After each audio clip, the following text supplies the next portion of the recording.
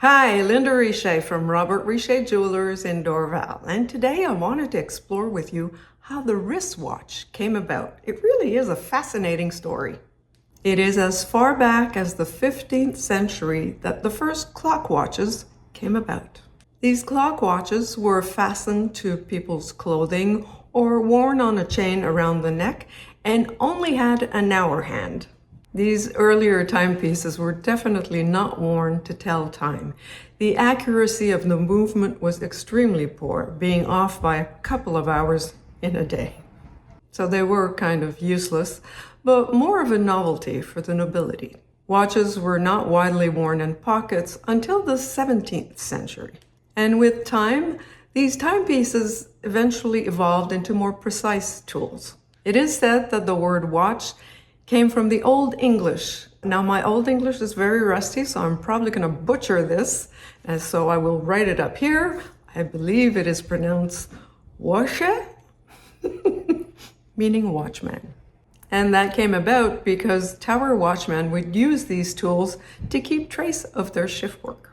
And in the mid-19th century, pocket watches emerged as the preferred timekeeping devices for railroad personnel.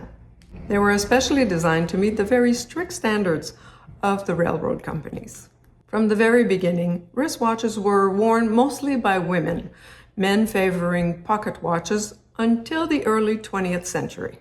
It is said that the first wristwatch was created by Louis Breguet for Caroline Murat, Queen of Naples, in 1810. And by the mid-19th century, most watchmakers produced a range of wristwatches. Wristwatches were first worn by military men by the end of the 19th century. The importance of synchronizing maneuvers was imperative. Let's face it, having to dig out your pocket watch from your coat pocket right in the middle of battle or even mounted on a horse sounds pretty impractical.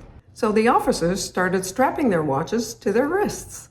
The Garson Company of London then patented a watch wristlet design, that's a mouthful, in 1893. The earlier models were essentially standard pocket watches fitted to a leather strap. And in 1904, Alberto Santos Dumont, a Brazilian aviator, asked his good buddy, none other than watchmaker Louis Cartier, to design a watch that would be useful during his flights.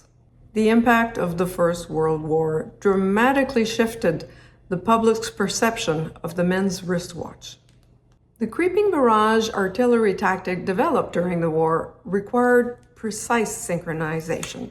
The wristwatch then became, understandably so, the second most important tool for the military man after the rifle. These watches were especially designed for the rigors of trench warfare, with luminous dials and unbreakable glass. Wristwatches were also found to be needed in the air as much as on the ground.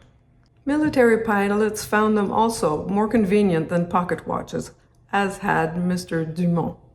And so the British War Department started issuing wristwatches in 1917.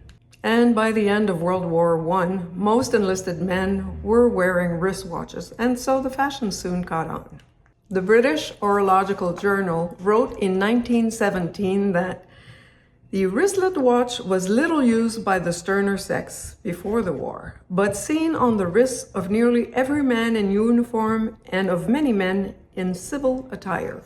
And so was born the wristwatch for all of us to love.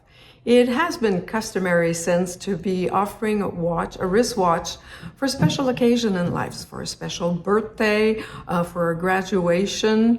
Back in the days, you were offered a watch for, let's say, your 18th birthday or graduating from university, and that was the watch you had for the rest of your life.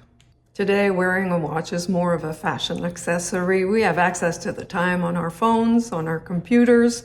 A lot of people are wearing smartwatches these days, but I have to say those things are strictly functional. I have yet to see a smartwatch that is elegant, cool, and stylish. I hope I have ignited something in you to go dig into your jewelry box and pull out an old favorite timepiece. I chose this vintage Longines to wear today. I just love the look of it. Just so cool. I have to say history was never my favorite subject in school, but this kind of history is super cool. Don't you agree?